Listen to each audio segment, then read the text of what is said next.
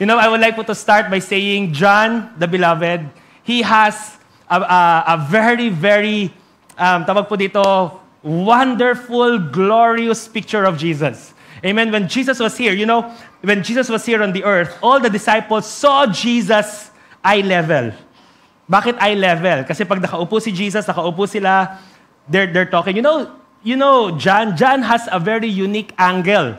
Because sabi sa Bible, John always leans sa breast ni Jesus. Kung paano yung mga disciples, they look kay Jesus eye level, John is looking up. Because he's always looking he's always resting in the bosom of Jesus. So when he looks up, hindi siya tulad nung he sees the angle of Jesus. And this is a very interesting story. I don't know if you know this. John is the only disciple who did not die of martyrdom. Amen. Jesus had 12 disciples. All the disciples, the 11 of them, they died of martyrdom. Only John died of old age. And if you want to research it, merong isang writer, a historian, si Tertullian. He's a very old, ancient, Christian historian. Ang sabi niya, there was a moment when Roman Emperor Domitian, you research it, si Roman Emperor Domitian, yung time na they love persecuting the Christian, they love making a spectacle sa Christians. Ang ginawa daw nito ng emperor na to, he put John in a boiling pot of oil. And then ginather daw yung whole city ng Rome sa Colosseum. Yung Colosseum? And then nagkaroon daw ng main event na si John in a boiling cauldron, in a boiling pot, tinapon. And according to Tertullian, what happened next was beyond extraordinary. Pag tapon daw kay John dun sa oil, nag-swimming.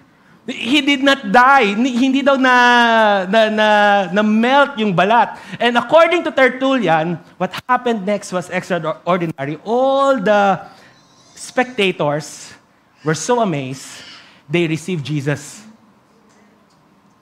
And then what Tertullian did, what Emperor Domitian did, dahil hindi niya mapatay si John, he tried assassinating, he tried doing many things. He cannot kill John.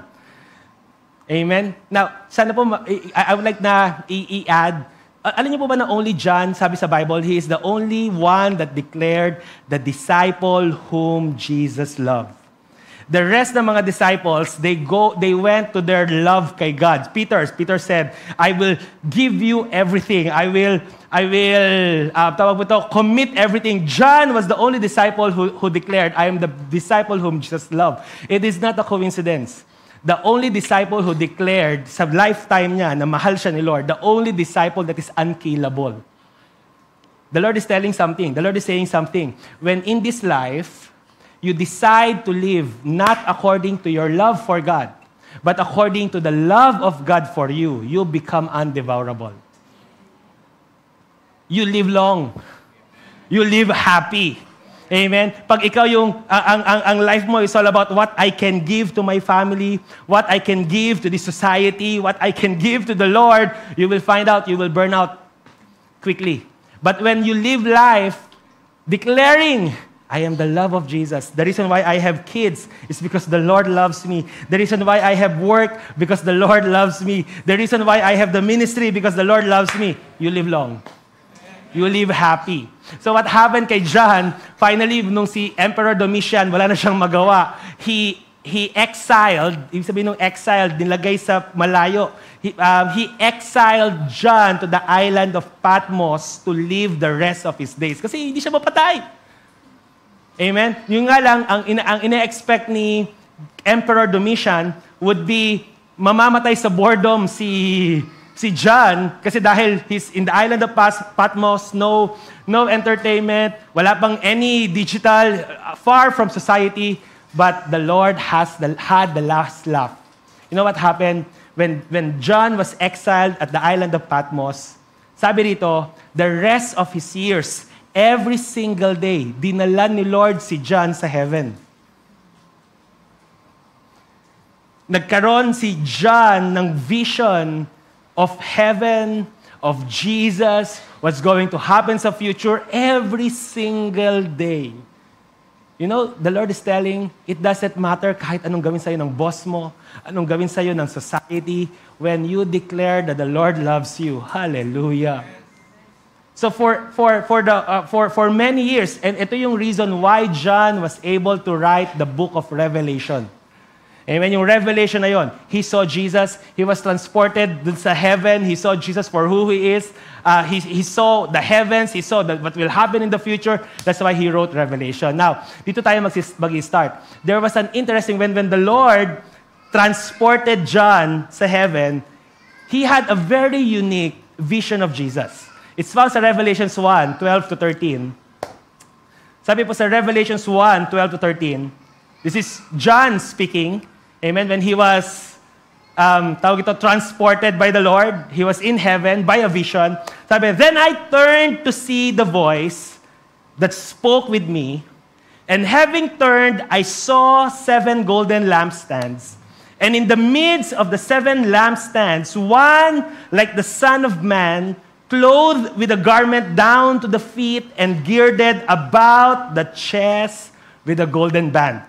Amen. Sabi rito, this is the start of Revelation. By the way, church, I would like to say, when you go sa book ng Revelation, if you are a new Christian, please avoid Revelation first.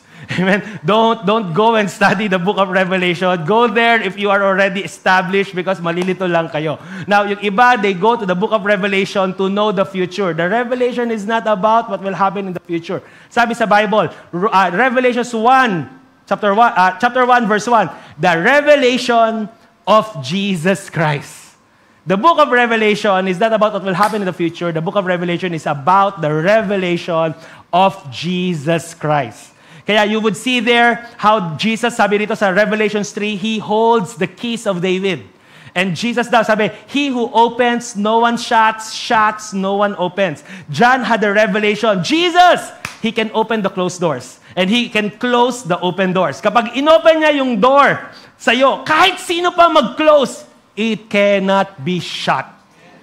Hallelujah. So that's the revelation. So anyway, John had this revelation. He saw Jesus on, I think this is the first day. On the first day na he was exiled and the Lord transported him sa heavens, he saw a very vivid image of Jesus. Much different from, sana po makita po ninyo, just a few decades before, John saw Jesus in the flesh.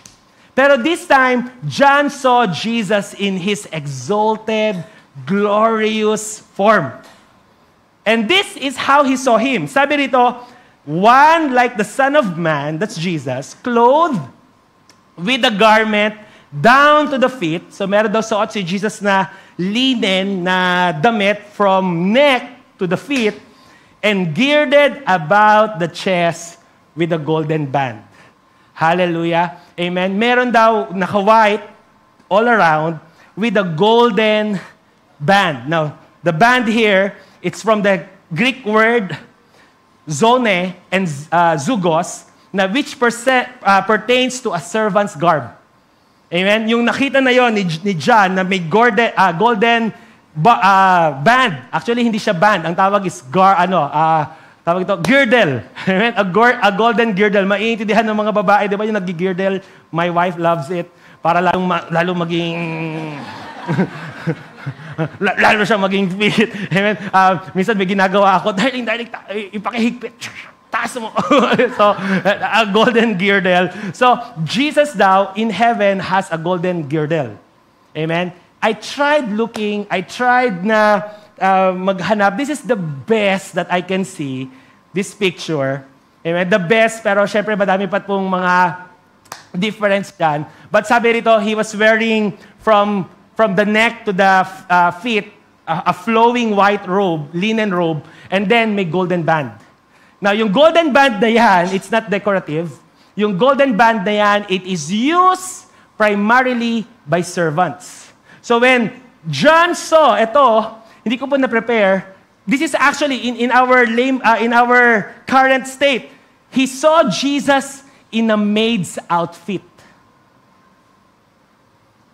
Kung paano today, may mga outfit, di ba, yung mga maid, yung may uniform sila na pag nakita mo, when a family goes, and then may makita ka na, etong babae na to, tapos naka-outfit, hindi mo na kailangan tanungin sino yung nanay, sino yung tatay, sino yung maid. Alam mo, because of the outfit. Because of the outfit, you know, she's a maid. This presentation, in our eyes, may be different, but in the eyes of the Hebrews noon, especially the Jew nila John, he saw Jesus in a servant's attire.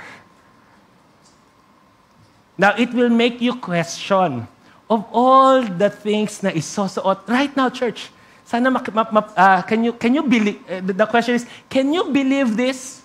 Now, when you go to heaven, this is the picture of Jesus that you'll see. Yung iba siguro ang iniisip, I don't know if it will break your imagination. You're thinking Jesus is wearing an armor, wearing like, yung cape, yung kingly cape, tapos with crown and with scepter. But when John saw Jesus, and Jesus was in his deified form, in his exalted form, this is his form, a servant's outfit. And para po hindi po tayo magkamali, the Lord is saying, in heaven, I am now a servant. In heaven, Jesus, yes, is King. He is Lord, but in heaven, He is also a servant.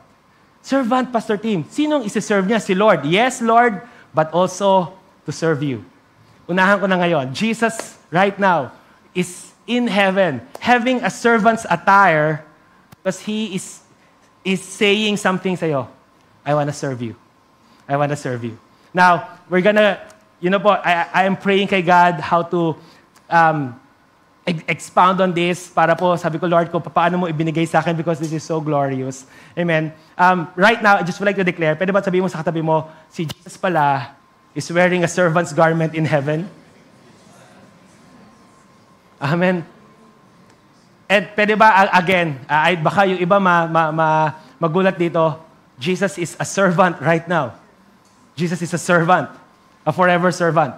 Now, para po makita po natin, ma-enjoy natin, when the Lord opened this in my heart, sabi ko, Lord, I cannot forget it. And I am so excited to share this po sa inyo. I love that I have the opportunity today. There is a very interesting passage in the Bible found in Exodus 21, about a specific law that the Lord gave para sa servants.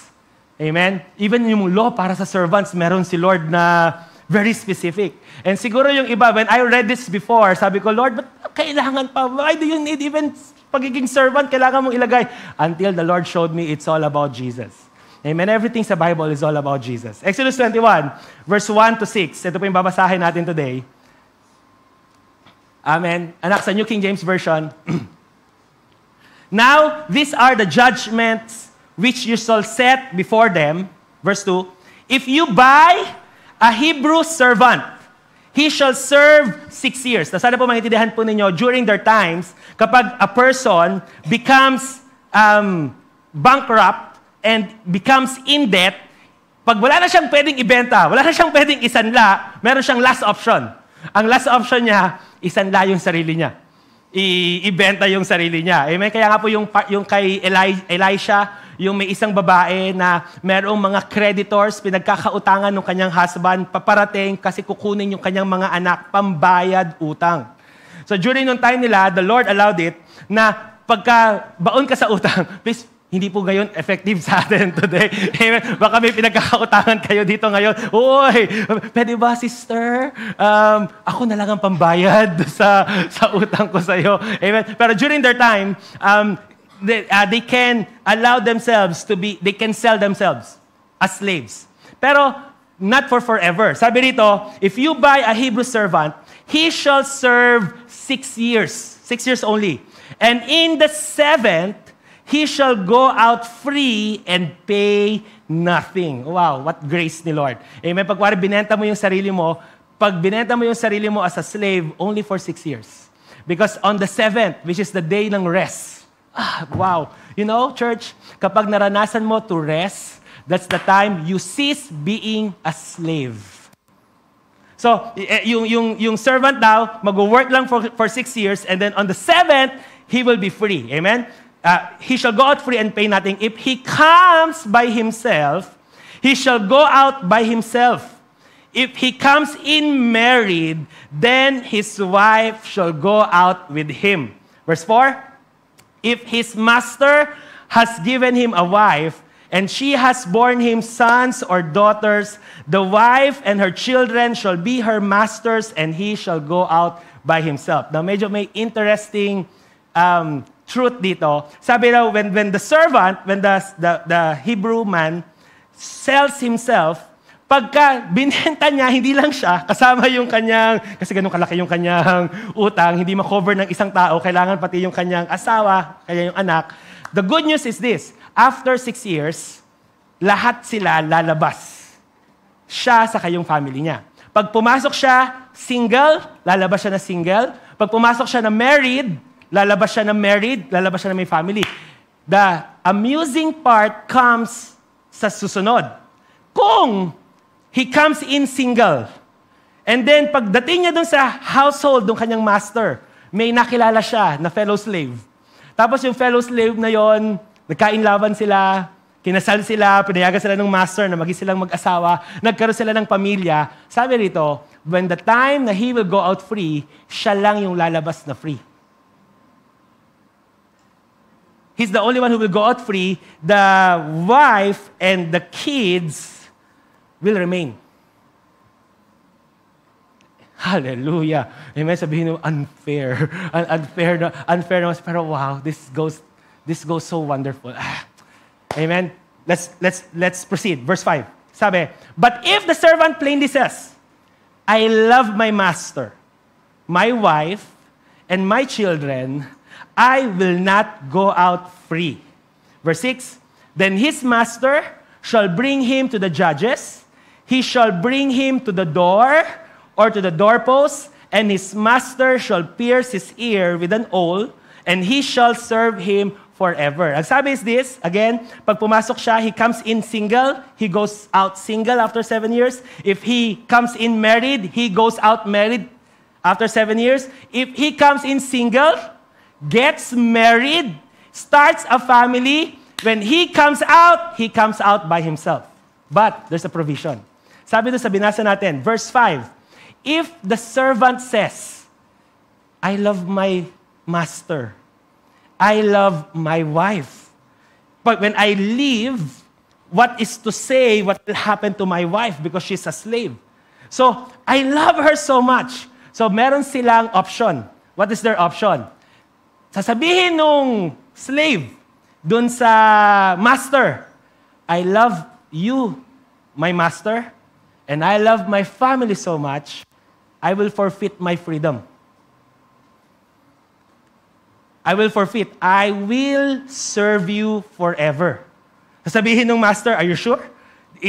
This is forever. Hindi na to every 7 years you will count, and then when you change your mind na pwede no, this would be forever na. Are you sure? And then pag sinabi nung servant, I am sure, ang gagawin daw ng master will bring the servant, the slave, towards the judges. Normally, nung time na yon, they are found sa gate ng city. Andun yung mga judges na kaupo. And then the master will declare in front of everyone, this servant of mine is liable, is eligible to be freed this year, but because he loves me, because he loves the family that he has in my house, he decided to be a servant forever. And then all the judges will agree, okay, we are witnesses. Ang gagawin daw susunod ng master, iuuwi. Now, imagine church, imagine ikaw yung asawang babae. And then yung asawa mong lalaki na yon, you were a slave, tapos kinasal kayo nung time na yon. And then yung asawa mong babae, asawa mong lalaki, umalis. Kasi it's his 7th year.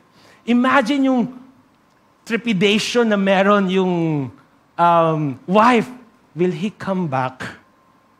Will he choose me or will he choose freedom? Mga husband today, after 7 years, will you still choose your wives? Amen? Imagine kung merong expiry date ang marriage license nyo. Imagine kung meron after 7 years. Yung iba, mag-ingat po kayo ng reactions ngayon. Amen. Kahit man labag sa kalooban ninyo, kung labag man sa kalooban ninyo, pwede po ba, because katabi mo yung asawa mo ngayon, sabihin mo, I know. I know. During the time, after 7 years, they would be set free. He would be set free from every obligation na meron siya doon sa family niya. I really believe in my heart, madaming men will take that freedom. So can you imagine yung heart ng babae? Kasi alam niya na 7th year na, alam niya na nung dinala na sa judges, and then alam niya what time babalik yung master. Can you imagine yung saya when somewhere in the distance, makita niya, the master came, and then right behind him, the slave. The wife will say, he loves me. He loves me. So what will happen is, pagdating, hindi pa po natatapos doon yung ritual, in the presence of all, kukuha daw yung master ng owl, pinrepare po namin yung itsura ng owl, hindi po ito yung malaki yung mata. Amen. The owl is this. Amen. Even kahit sa Lazada, mag-type po kayo ng owl, may mabibili na para siyang ice pick. Parang ice pick na, it's a carpenter's owl. Amen. So, kukuha daw yung master ng owl, and then, in the presence of everyone sa household, ipupush niya ipuposition niya yung slave by the door. May picture po kami. And then, ito yung owl na to, pero it's a different kind.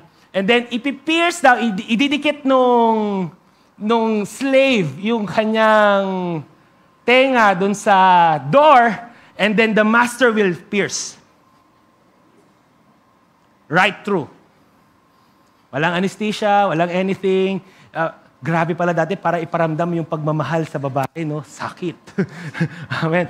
Painful. So, ipipierce. Amen. Pag pierce, sabi rito, that wound is permanent kasi hindi na siya mag-heal. Di ba sa mga babae, kapag yung iba pwede pa mag-close, pero kung ganun kalaki yung gagawin na piercing sa ear mo, it will never heal. So it's, kung paano it will never heal, it will always be there. It is a continuous, perpetual symbol that the slave has chosen love more than freedom.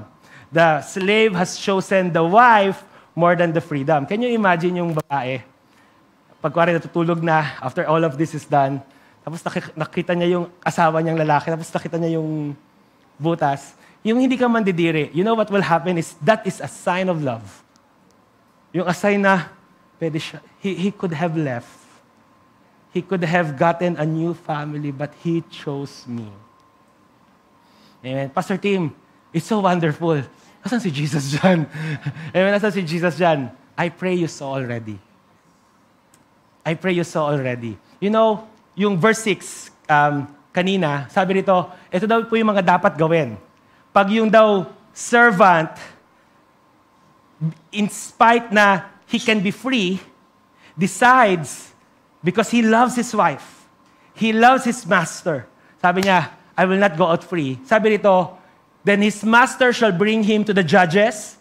He shall also bring him to the door or to the doorpost, and his master shall pierce his ear with an awl, and he shall serve him forever.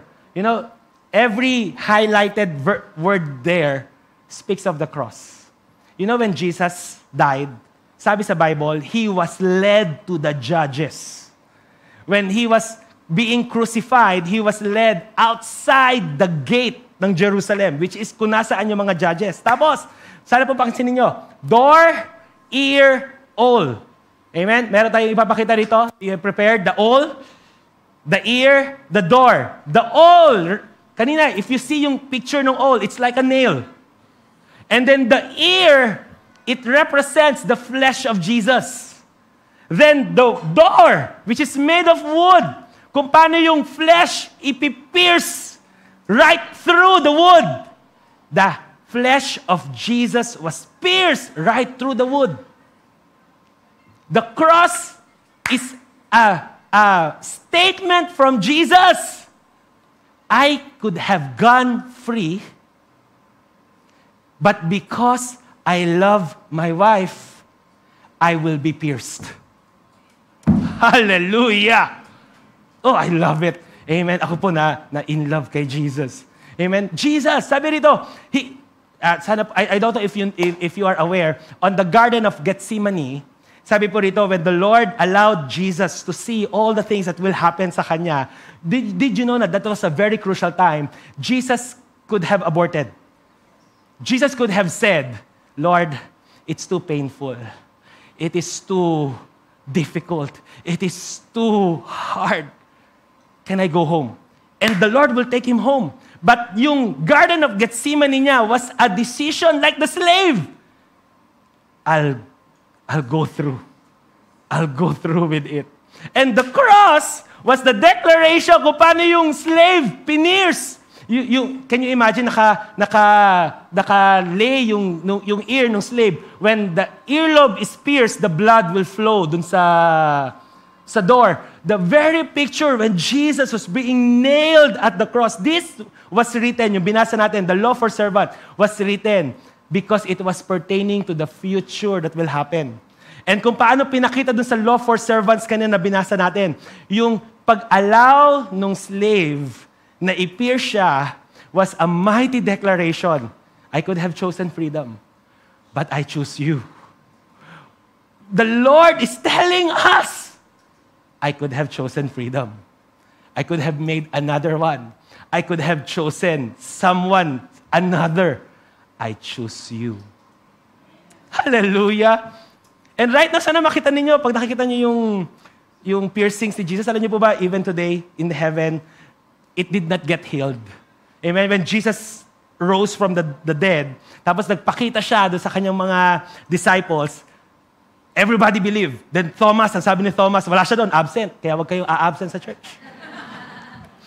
Absent siya. Dahil absent siya, sabi ng mga disciples, pagbalik niya, Jesus came, visited us. Sabi ni Thomas, I will not believe until I put my finger right through.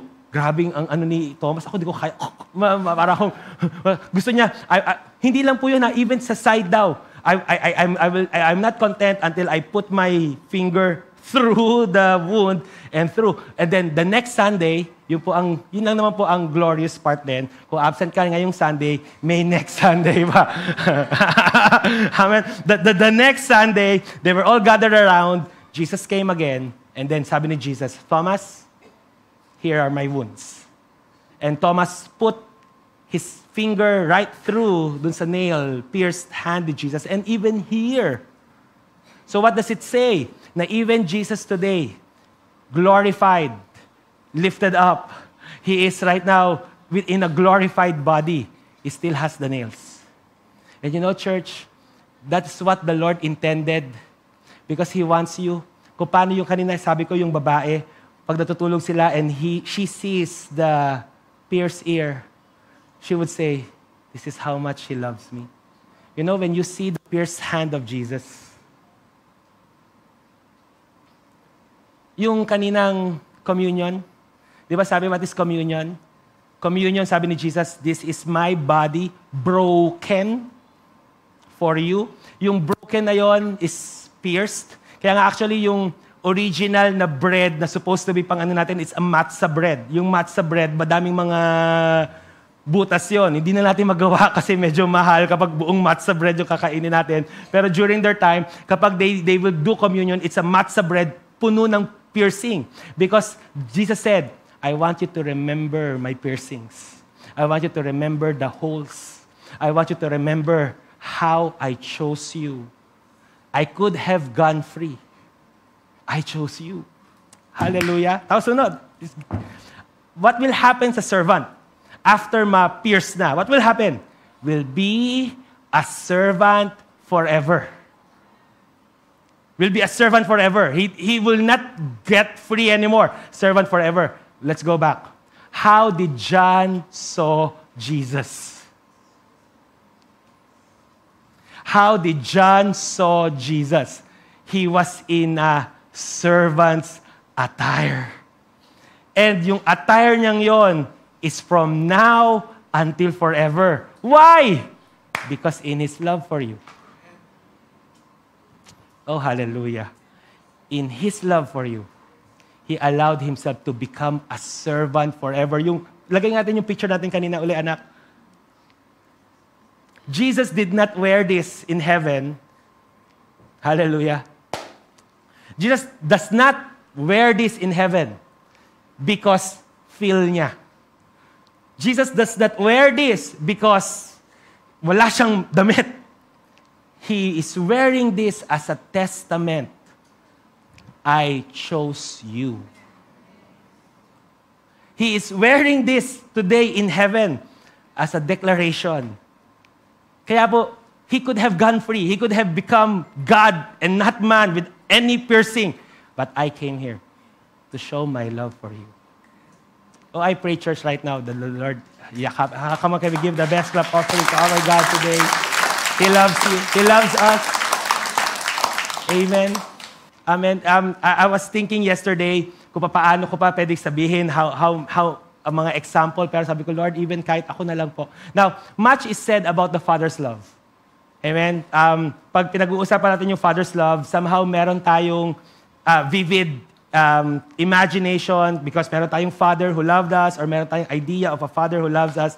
Wala pong masama doon, and the Lord wants us to be established in that. But let it be said na let it not dim the love of the Savior towards you. It was the Savior. Church, listen to me. It was the Savior. God was in heaven waiting for Jesus to say, continue or abort. It was not God the Father who will experience all the pain. It was Jesus. And Jesus was the one who said, I love them. I love Him. I'll continue, Lord. So, yes, we celebrate the Father's love. Pag binabasa natin yung prodigal son, we see the Father's love. Pero can I challenge you right now? See also the Savior's love. Kaya ang sinabi ni John in the first place, ni Paul, sabi ni Paul, I have been crucified with Christ. It is no longer I who live, but Christ who lives in me. The life I now live in the flesh, I live by the faith of the Son of God who loved me. The Son of God who loved me. The Son of God who could have gone free. The Son of God who could have moved on. The Son of God who could have rejoiced. But the Son of God who chose the nail, who chose the thorn, who chose the slap, who chose the spit, who chose the storm to love you.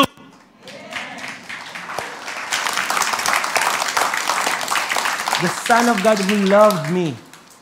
He loves you. You know, pag pinag-uusapan natin the love of God, don't think of material things.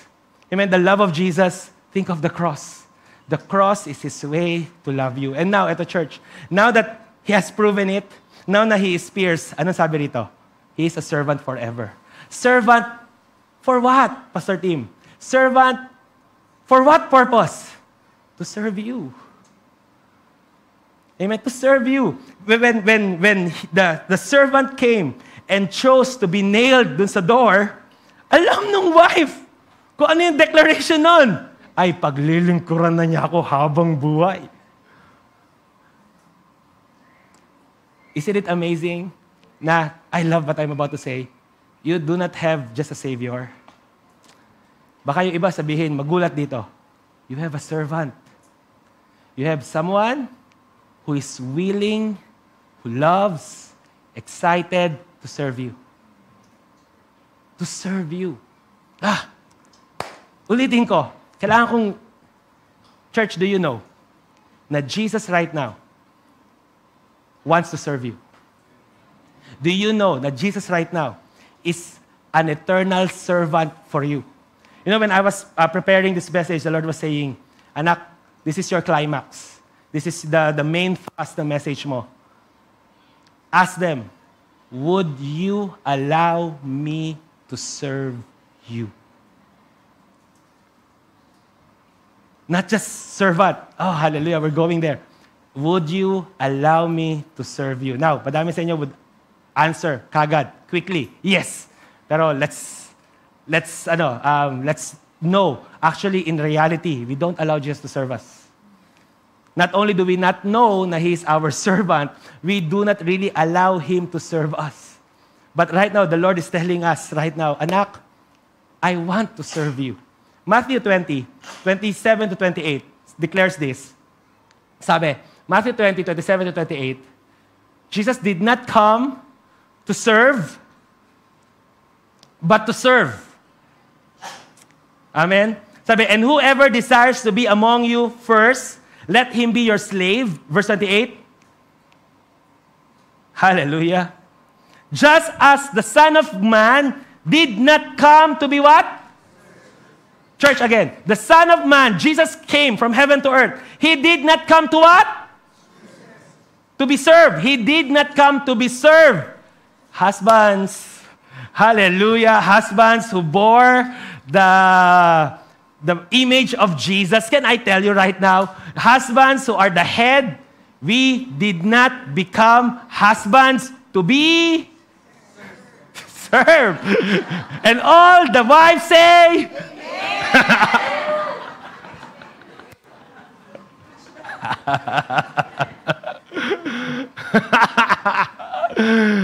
hallelujah. It's true.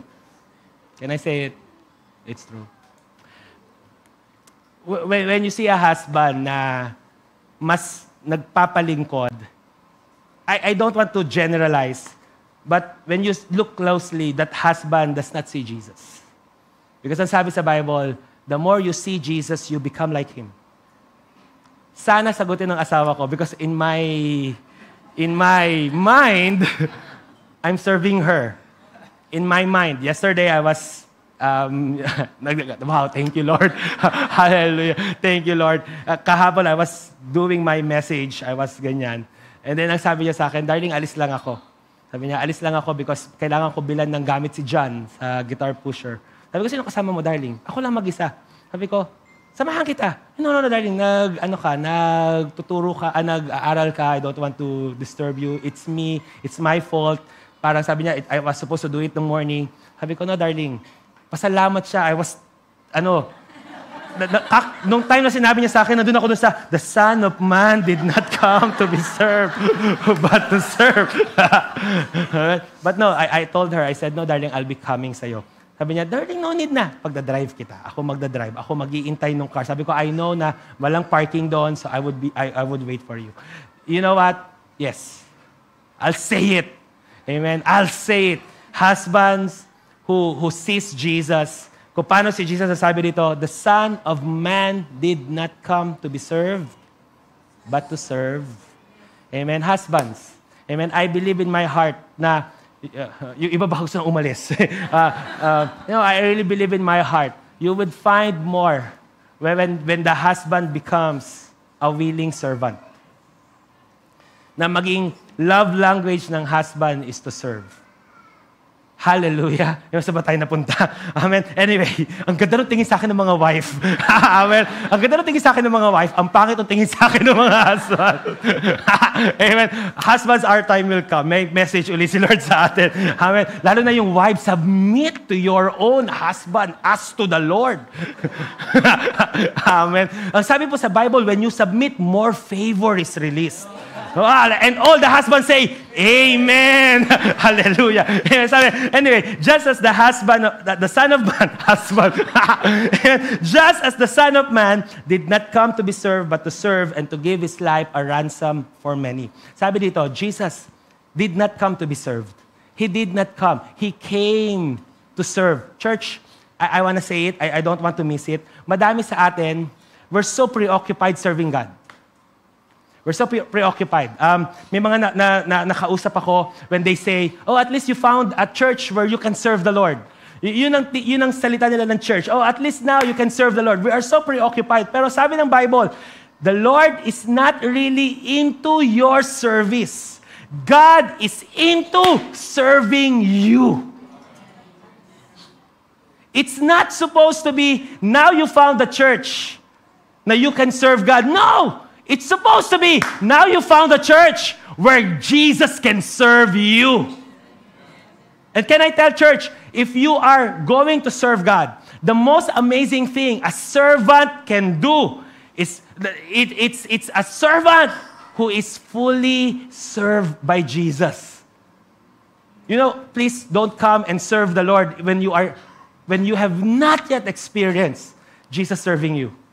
You know why? Because your ministry will be para lang i-assuage yung iyong insecurities. You know, when Jesus serves you, He deals with your insecurities. And when you feel you're lacking, you feel insecure, what does it mean for Jesus to serve you?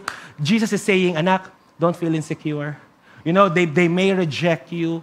They may not say good things about you, pero anak, I tell you, you are my beloved. That's Jesus serving you. You know, there's nothing more powerful than a servant that the Lord has served more than a servant full of insecurities.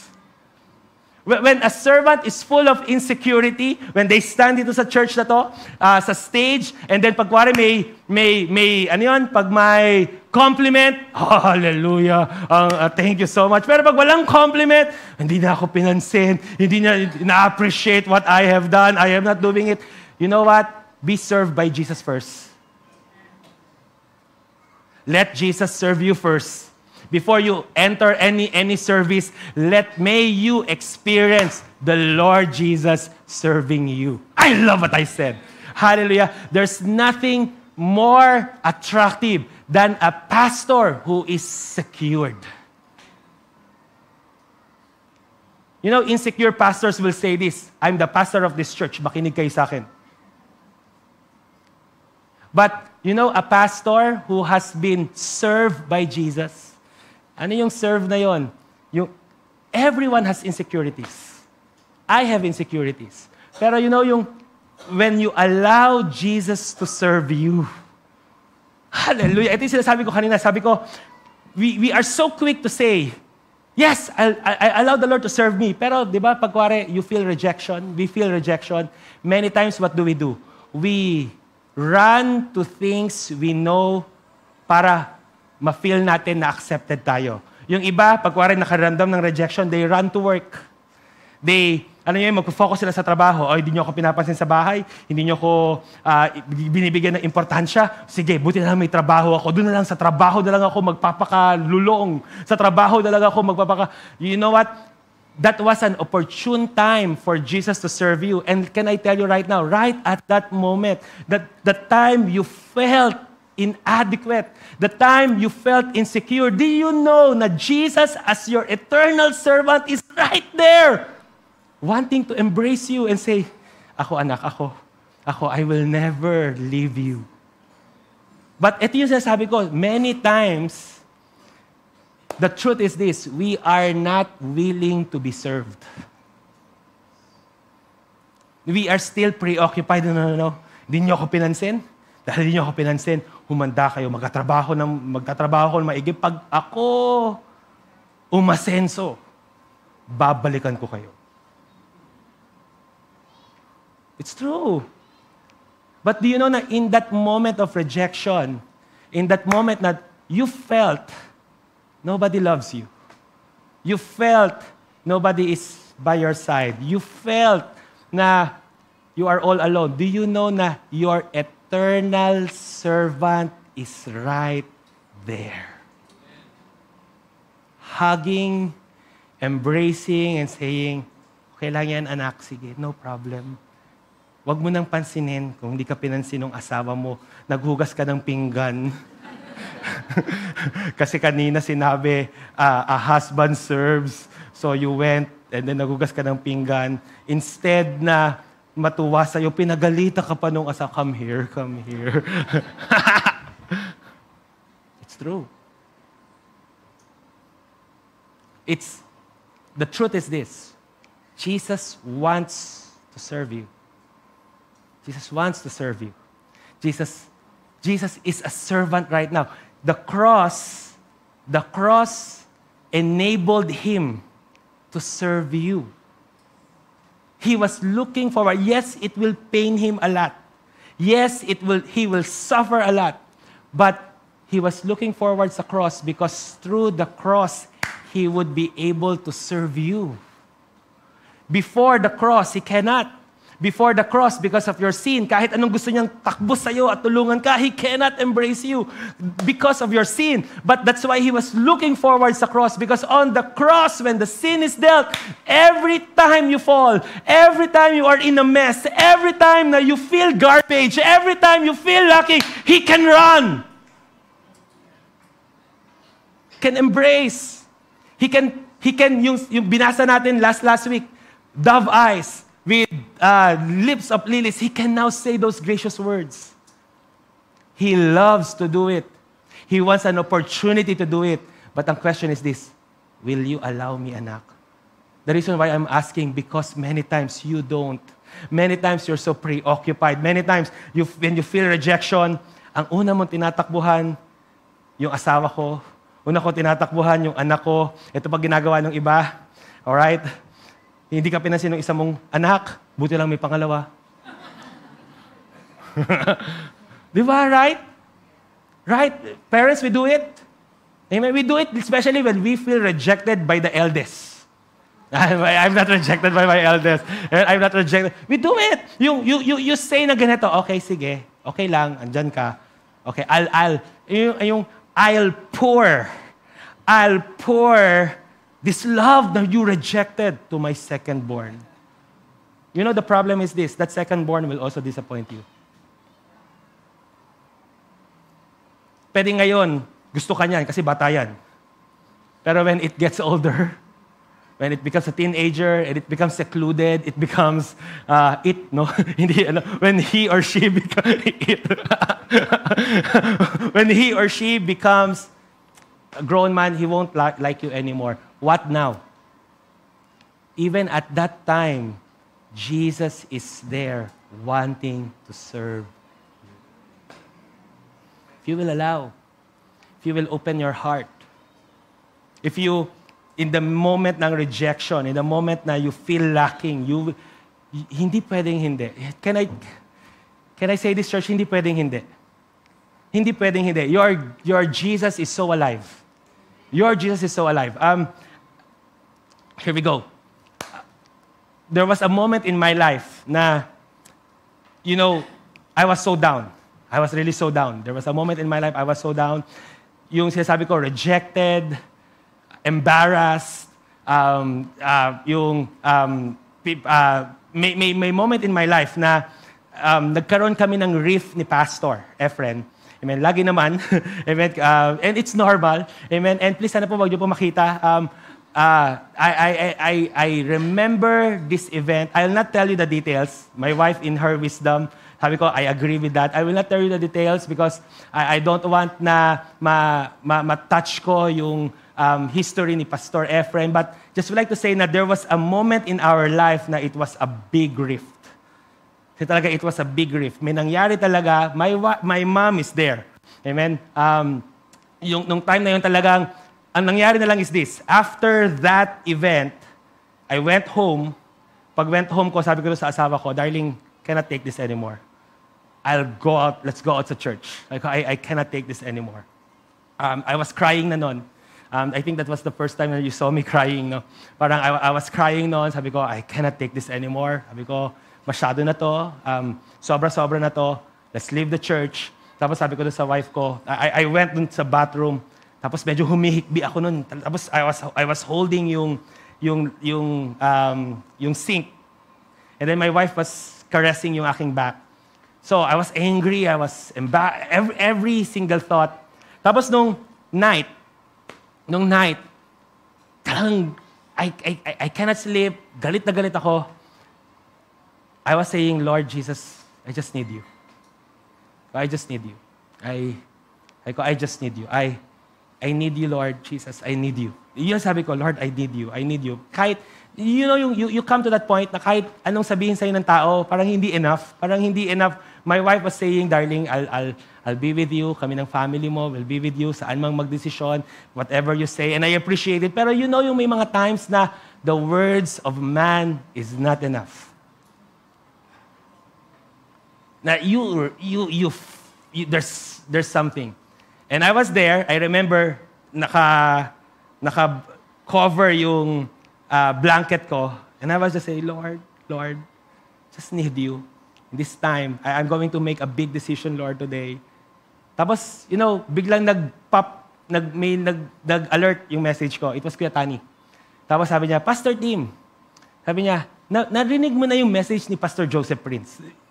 Sabi niya, hindi naman ako lagi binimessage ni Kuya Tani. Sabi niya, Pastor Tim, narinig mo yung message ni Pastor Joseph Prince? Ang ganda.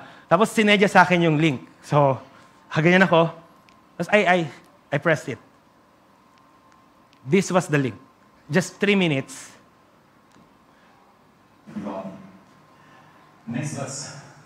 Last 2 verses were close. And before the Lamb of God went out in the tabernacle of the Lord, where the ark of God was, and while Samuel was lying down, that the Lord called Samuel. No more Eli. You notice that? God is finished with Eli. And Samuel says, here I am. I prophesy to you. It's happening right now. There's a shift going on. There's a shift going on. God is saying, you don't believe you're forgiven of all your sins. You're not preaching that message to the people. You're holding that message back, the message of grace that all the prophets of the Old Testament is prophesying should come to this generation. In fact, you come against grace, God says, there'll be a shift. The young generation is coming up. And you are going out. Because Eli was not able to discern when Grace, Hannah, was in front of him. God says, I cannot allow you to lead my people anymore. Please understand, in the book of Revelation, the 7th church, when Jesus says, I'll remove your candlestick, he told the pastor, the angelos of the church, that is not saying, I'll remove your salvation. Please don't read that into that. He says, I'll remove your candlestick, which means your local church will no longer be a lighthouse, will no longer be a testimony. I will shut it down. Where do the people go? They go somewhere else. Some years ago when I read that, I prayed. I said, Lord, please let me know first before you remove the candlestick. I said, whatever I'm doing wrong, all right, please teach me first. Don't just remove the candlestick. All right, I have a deal with him, okay? I said, I want this light of New Creation Church to blaze brightly to the far corners of the earth. And God says, for those who are bringing forth the light, the candlestick is not brought to be put under the bed. He won't allow you to be hidden. He will put you on a stand where everyone can see. And that's why I'm here to prophesy to you, church. Don't come against grace. Don't come against the truth of the person of Jesus. Jesus died to give us this grace. And God will not allow what His Son did to be maligned. And God will not allow a priesthood, a leadership, to misconstrue grace, even when grace is in front of that leadership. But for those of you who are here and you say, Pastor, I am for abundance of grace, I'm here to tell you, listen carefully, God is calling you. He's calling you by name. He's saying, Richard, Irene, Paul, He's calling you by name. It's very personal. He's no more calling Eli. He's calling you. Hindi ko po ma-detail what happened dun sa riff namin, but it's about my dad pinagagalitan ako by teaching grace. And then he was saying all of these things na nangyari because you were preaching grace. So I was really hurt. Tapos talagang, and everything, kaya yung parang sabi niya, ang sinabi pa, if you won't stop, yun yung sabi, in the presence of the pastor, if you won't stop, may gagawin ako sa'yo. Parang ganon. So, kaya yung when I went out, I was so angry, so sad, so distraught. Tapos ito nga, nag-message si Kuya Tan. Pag-message si Kuya Tan, sabi, Kuya Tim, narinig mo na ba yung message ni Pastor Prince? So, I did not know it at that time, so I pressed it. And I pressed it, ayan, yung Pastor Prince was preaching, na there's going to be a shift, there's going to be a change ng leadership from a leadership that is against grace, a leadership na ganito, and then, sabi nito, the person, if you declare, I am for grace, the Lord is on you. He's calling you by name.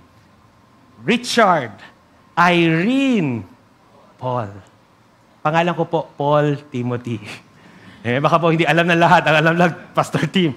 Pangalan ko po, Paul Timothy. On the night na I was so down, na I was saying, Lord, why are they so angry with me? Lord, why ganito? Bakit ganyan? Lord, am I doing right? Suddenly, my eternal servant. Yun yung sinasabi ko. All our part is to allow Him. Hindi mo na nga kailangang isik. Alam nyo, when you are undergoing something, God will lead you. Suddenly bilang tutunog yung song. Tung! Tapos pag song, yung all my life you have been... Ayoko mo na marinig yan. Sometimes we're like that. Pero the Lord as your eternal servant, He is always active. He's always active. He's always active. He knows when you feel rejected. He knows when you feel down. He knows when you feel you're doubting. He knows when you lack the faith. He's there. Ang sinasabi niya is this, will you allow me? I could have, nung nag-message si Kuya Tahani noon, I could have said, wag mo na ngayon, Kuya Tahani, ayoko mo nang pakinggan to, galit ako eh. It's true, right? Di ba? You don't want anything to do with the Lord pag galit ka. Di ba? Pag wari, may nababasa ka na verse, wag mo na ngayon, I'm angry. Pero, do you know, magtatanong ka, bakit kung kailan ka galit, kung kailan ka in fear, kung kailan ka you feel lousy, suddenly the message, suddenly, may bibisita sa'yo, ba't hindi ka na uma-attend ng church? What's that called? Your eternal servant coming to serve you. Hallelujah! We give you praise, God. We give you all the glory. Yun na po yung marinig ko yon, yung Paul. Alam mo yung, I'm calling you by your name, Paul. You know, I kid you not. Tinanggal ko yung kumot.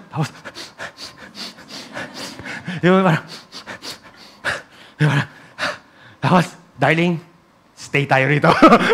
Hallelujah. Because I allowed my eternal servant to minister to me on my time of need, on my time of worry, on my time. And the Lord, sabi niya, the Lord is so alive.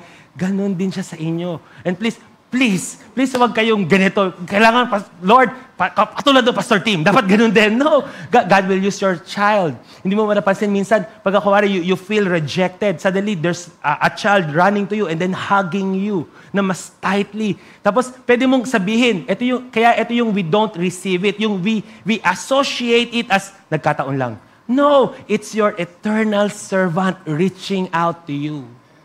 And habang nag-hug siya gano'n, you say, Lord, grabe mo ako, mahal. Thank you. Thank you so much. Suddenly, there's gonna be a quiet time. Na kung kailan, yun yung pinagadaanan mo, the quiet time is there. Don't just live it and say, wow, what a good quiet time. Lord, this is what I need. Sir, my dear servant, my eternal servant. Thank you, Lord. Thank you, Jesus. I love you. Thank you for serving me. Because your Jesus died on the cross so that He may become your eternal servant. Hallelujah. Amen. I would like to end here. Last verse. And alam ko po na ito binibigay ni Lord. You know, ang dami ko po. I come here, church. I do not know how I come across sa inyo. I don't know if you think of me as a very secured person. I don't know if you think of me as a very stable person. Pero I can say, God delivered me from many insecurities. Kasi talaga, ang daming insecurities sa life. And church, hindi porket ikaw ay tumatanda na, you get over your insecurities. Age does not guarantee you get over with insecurity. Jesus deals with your insecurities. Amen? You can allow Jesus to deal. And one of my greatest insecurity was, I'm a pastor. And then, meron kami mga reunion, and then meron kami mga gawain, and then pa nagkaroon na ng comparison. Comparison comes about the income. Comparison comes about the performance. I remember, I've shared this before. I came to my alma mater, to our school. And then, yung director ng school na yon, he knows I'm a graduate ng UP. Tapos, sabi niya, oh, Paul, good to have you back here again. What's your job? I said, pastor. And then, sabi niya sa akin, I cannot forget this. Amen? Si pastor napatawad ko. Ito, di ko mapatawad. Amen. Hallelujah. By the way, baka po sa mga I love the last year namin ni Pastor Efren. Amen. My wife knows this. Dinalaw niya ako to say sorry. Sabi ko, Lord, it's you. Tapos inisa-isa niya yung, tapos nung medyo nasa middle na siya, sabi ko, Dad, no need. Sabi ko, I know. Tapos, ginawa ko, niyakap ko siya. So, alam nyo, the last year namin, I cannot forget it. Lagi ako tinatawagan, para kaming mag-jowa. Totoo yun. Kumain ka na ba? Nakatawag yan. Kumain ka na ba, anak? So, God restored. Amen? So anyway, going back dito sa hindi ko pa napatawad. pero napatawad ko na siya. Pinatawad ko na siya. Ang sabi niya sa akin, this director, ang sabi niya, pastor lang, as in talaga, pastor lang. So I was put down ng ganon. So it's a big cause ng insecurity sa akin, especially kapag meron kaming reunion, tapos yung mga kaklase ko, they have already went ahead, meron silang mga businesses and something like that. Tapos pag tinanong nila what I have, because of a pastor, nung time na yon, I'm not even a senior pastor, I'm a youth pastor. So can you imagine yung comparison? Yung what people will do is this, they would not attend anymore. Diba? You would avoid. Because why? You don't want the insecurity. Pero God wants you to be dealt dun sa insecurity na yon. So, I kept attending, at kahit pa na-open sa ganon, and I was saying, Lord, you, Lord Jesus, you are my satisfaction. And one day, the Lord told me, anak, this is what I say sa pagpili mo sa akin. He gave me Psalm 16, 5-6, Passion Translation. Sabi is this, to me, na naging pastor, at hindi ako nag-focus sa business, hindi ako nag-focus ito yung binigay sa akin ni Lord, Psalm 16, 5-6. Okay? One day, habang nagde-devotion ako, and I was just saying, Lord, I just give you insecurity ko, Lord, na parang wala akong narating, na parang, Lord, kasi pastor, ito yung I tell you, the Lord told me, open to Psalms 16, 5-6. Sabi dito, Psalm 16, 5-6, Lord, I have chosen you alone as my inheritance. You are my prize, my pleasure, and my portion. Can you imagine? Ganun na naman si Pastor Tim. Amen, yung parang, I have not chosen career, I have not chosen, and then the Lord was confirming what I have chosen. Anak, I want you to know, this is what you've chosen. You have chosen me as your prize.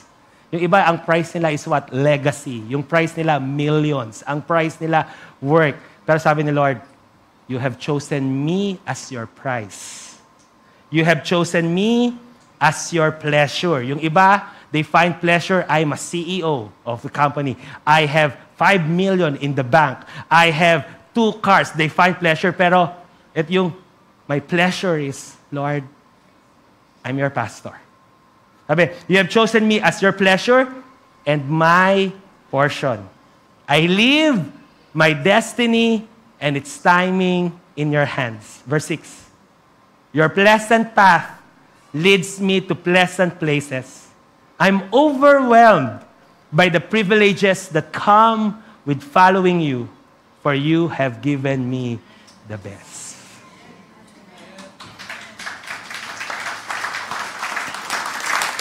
I tell you, church, this verse alone, alam nyo, it became a guard sa heart ko. Alam mo yun, yung suddenly, this insecure person na nai-insecure every time nagkakaroon ng comparison, I have a verse now that guards my heart. Na pagkawa nagkakaroon ng comparison, ano na narating? Lord, you are my prize. And let me tell you, church, it made me secure. It made me come and be stable as a rock. There's nothing more beautiful than a person that is stable. Gusto mong kasama yan. Gusto mong makausap yan. Kasi stable siya. Hindi siya natotoss to and fro ng waves. Who can do it alone? Jesus. If you allow Jesus to serve you. And He wants to serve you. Kaya nga kayo nandito ngayon. Do you know that today, right now, Jesus is serving you right at this moment? He's washing your feet. He is blessing you. Kaya ang tanong, Would you allow me, anak? Would you allow me? Kaya habang nag-uusap ako, habang may mga example ako, I know na it's going forth. There's something that you need. Tanong is, will you allow Jesus? Or, pag uwi natin, parang, oh, good message. Parang, wonderful message. Asan na yung nagkakautang sa akin? Remember yung tao na may utang dun sa king, tapos pinatawad ng king ng sobra-sobra. Pero paglabas nung tao na yun nagkautang, he could have enjoyed kung paano siya pinatawad. Pero what happened was pag uwi niya, asan na yung nagkakautang sa akin? It happens na even sa Sunday na to, where God met you, where God is meeting your need, washing your insecurities away, pwede na after nun, balik na ako ulit sa dati ko, asan na yung asawa ko, nagalit ako. Will you allow the Lord to serve you? Will you allow Him to wash your feet? Will you allow Him to take away, okay, sige, pwedeng write this at this moment. Yeah, pwedeng it's still a mess. Pwedeng right at this moment, still, yung gusto mo mangyari is still far. Pero the Lord Jesus is here saying, it's gonna be okay, anak. It's gonna be okay. I am with you. It's gonna be okay. Will you allow it? Will you allow it that when you wake up tomorrow, say, it's gonna be okay. It's gonna be okay. Not because I see it's gonna be okay. My Jesus said, my servant, my eternal, He said, it's gonna be okay. Will you allow? Tanungin mo nga katabi mo ngayon, will you allow your servant to serve you? He wants to wash your feet. Hallelujah. Amen. He wants to wash your feet. Can we give the best clap offering to our Jesus today? Hallelujah. We give you all the praise, God. Jesus! Hallelujah. Amen and amen. Amen and amen. Then, kanina, ang sarap mag-second round pa tayo. Ang sarap na nagpe-play habang yung may background, tapos yung God knows you're insecure.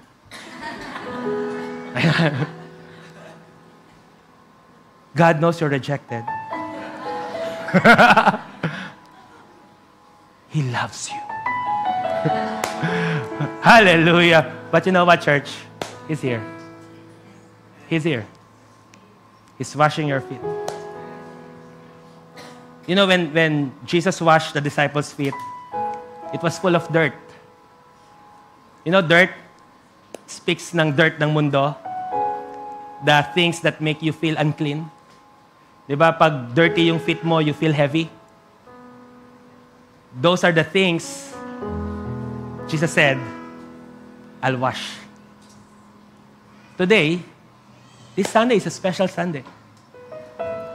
If you will just allow your servant to take away all insecurity, to take away all the fear, to take away all the rejection, the feeling of aloneness, your Savior is here, wanting to serve you. Will you allow Him? Can we all stand up, church? Hallelujah.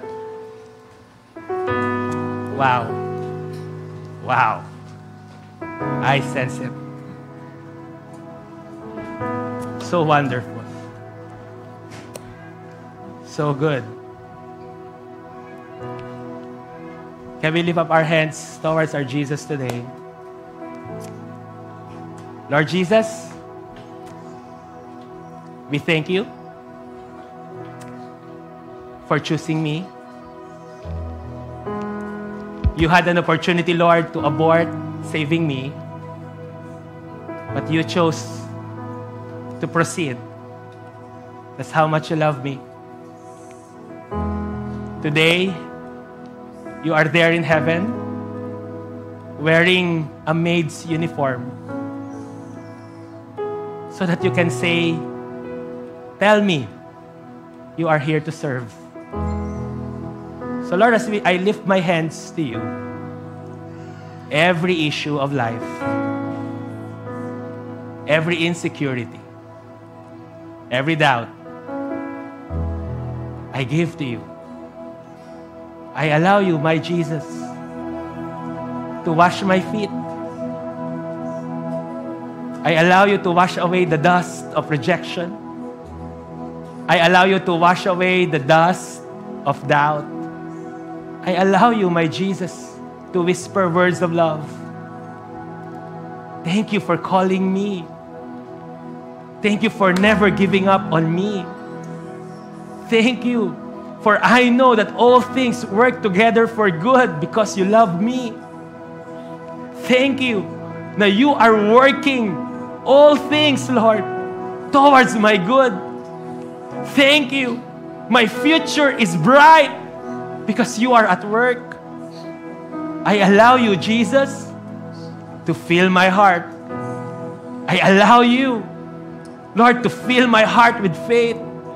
I allow you, Jesus, to fill my heart with hope. I thank you for today.